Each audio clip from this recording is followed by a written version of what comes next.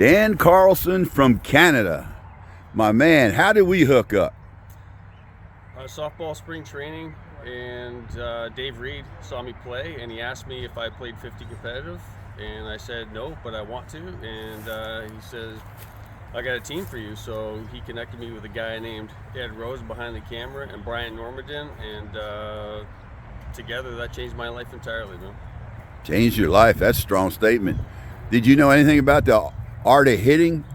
I did not know before? Art of hitting, no. So tell me what you learned. Well, you know, it's been a great experience really for me too, because we became good friends, and you're like MacGyver, dude.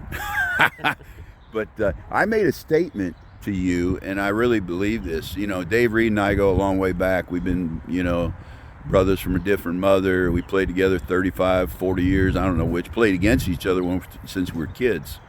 But Dave became a, you know, he was a great player all the time, but he wasn't a big home run hitter. I got him. Good English. No, I convinced him to change his overlap grip. That's a whole story, but I don't want to get into that. But you came down here, and I got you doing the overlap grip. Is that true? You did, yeah. Well, tell me a little bit what you learned from the things that I shared with you. A lot, definitely a lot. And when I first moved here, my mechanics, I was unsure. I still wasn't hitting the ball like I wanted to, and through your observation, and I was talking about my swing, I realized that my mechanics weren't as bad as I thought. I didn't need to work on them, but you really helped me. I really like the saying about every hitter's their own artist, and you encourage me to do what I do best and don't try to be anybody else. And through that, the mental part of my game has expanded to the point where I've never played this good in my life. Well, I'm going to tell you this. You know, my 57 experience, I've been to all the best hitters, you know, that I played with. We won the Nationals, so they were some of the best in the world. And Dave Reed, let me get back to the Dave Reed story. I really think you could be as good as Dave Reed when you get, because Dave really never started to shine until he got in his 60s and switched his grip. Now you're a young man, and Dave was a big, strong guy like you, and you're a little quicker, and you keep that body and gets growing. You could be you could be the next Dave Reed in the 60s. Let's just say the 60s. You may be before, because I think you can. Your abilities have increased so much that you can play with almost anybody, because you're so fast and everything. So that's high praise. Dave Reed is a legendary player like you, and that's the fact that I'm even hearing a statement from you like that is I would never have expected that in my wildest dreams before coming here. Yeah, well, I'll be honest with you. The year before, I was not that high on you, dude. You had the skills. You had the athletic skills, and you built really well, dude. Not that I'm into guys, but but no, man, you're impressive. Your attitude is one that's you're a very good teammate. Not many, people. And Dave Reed's kind of the same way. He's like the nicest guy in the world, like Bruce Meade, and some of them great players. Those guys are just nice. You got the personality and everything. No, thank you. And one of the things that I like about softball is what you just spoke of, and the teammates that really makes this whole journey worth it. Man, have I ever met some great people, and I like to thank all my teammates that I've had over the years for being there for me. What a ride. Well, softball, I never did really get to the point that softball is about the people, and it's a fraternity. First day with my new tongue. It's a fraternity. Yeah. I mean, softball's like when we play senior ball, all the guys we play against, especially at the major plus level, because without the other guys around the country, we don't get to play. Nobody wants to play us, because when you get so good. Now, I would never imagine this in a million years when I was a young man. I'm on a team that nobody wants to play. And we got to play younger guys to play, and when you get to 75 and you got a team like Venom with all the great players, I'm relegated to catcher, because I can't play both sides of the ball much anymore, because all the operations and stuff I've had. Just lucky to be on the field. And The other part of it, you got a great organization. Always hook yourself up with a great organization. Yeah, good advice. Yeah. Okay, we got all that stuff. Let's talk about some specifics. What did the overlap grip truly do for you? I think for me, it stopped my swing from. Well, it made my swing a lot more fluid. I'm a much quicker hitter through the hitting zone now, and my bat speed has been tremendously increased. I was afraid to fully commit to the overlap grip because of the the kind of hitter I am. I just hit the ball where it's pitched. I didn't want to lose the control going two different directions, hitting it backside. Did you lose control? I did not. No. I talked a lot with Bob O'Brien about that, in the concept of, you're really losing control of the barrel somewhat. I mean, if you choke up on the bat, you definitely got more control at the end of the barrel. But I don't think it stops you from, going to all fields, and it certainly didn't stop you, right? No, it did not. No. Yeah. Dan, let's talk a little bit about you walking in the box and my concept, the art of hitting. Explain to me how you interpret that.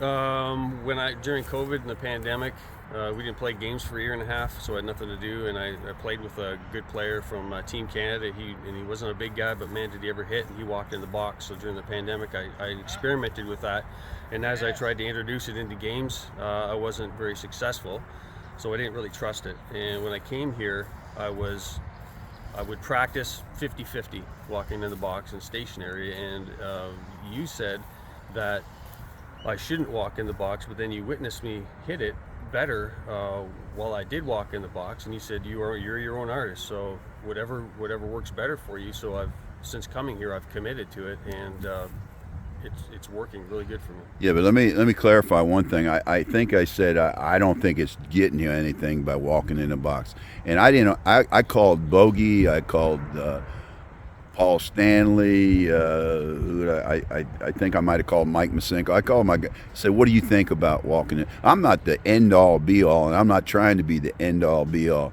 because that's why I say that you can do anything you want, just like DC. I always use DC now. I've seen a lot of DCs in my lifetime. 57 years of watching softball players, I've seen a lot of different swings. I've seen a guy cross-handed, and I remember saying to the guy, hey, that clown's batting cross-handed. Well, guess what? That clown hit 4 home runs in a row. Oh, wow. I became a believer. If you're good enough, you're good at what you do, no matter what it is, it's going to work. So, yeah. Even though that when you call Bogey and Paul Stanley and those guys, and they did not encourage somebody walking in the box, it didn't see an advantage, you encouraged me to continue to try it, even though you didn't really necessarily agree with it either. And that's part of the recipe that's helped me flourish. Yeah, it's strange. I mean, I don't, it's like the kinetic and energy, getting the energy moving, but you end up stopping and planning, but it's all about the psychological part of it in your mind. You feel like you're getting more, right?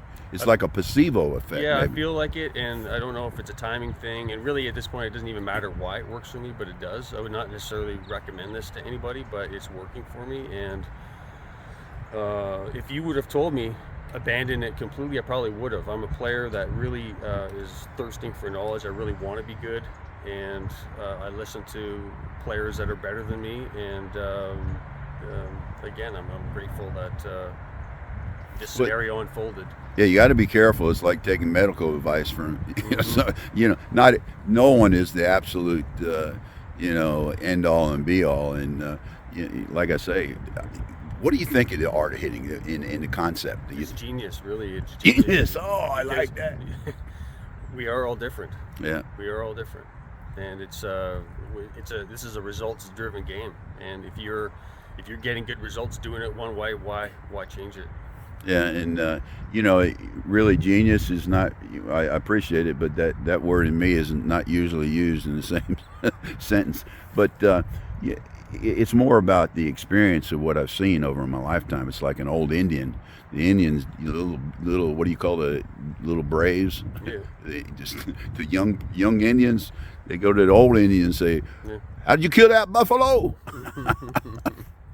So yeah, Dano, you're going to be a force to reckon in Florida softball, buddy. Yes, sir. I look forward to every time. Thank I you. want to compare his Dan's swing here. Watch it. You know, he's gone around, and this is a good swing, good step, everything, and he's rotating. And watch his hands. See how his hands finish? That right there. See how they finish? Boom, and they finish. Now we're going to go to Paul Stanley, and you're going to see they're very, very similar. So cut that there. Dan, let you break down this next slide. Tell me what's going on, bud. Got a good aggressive step into the ball. Hands are still. Good explosion through the ball, and it's a pretty good follow through. Yes, it is. Had your little two-step in there, man. You really turned the corner, man. You're like number one draft choice in the leagues around here. You're playing tournament ball. It's been a big change. It certainly has changed your softball life, hasn't it? It sure has, and I'd like to thank you and to all those who have helped me along the way, and to all those of you still trying to get better. Keep practicing and keep working. The best is yet to come. Yeah, you're a great example of working hard.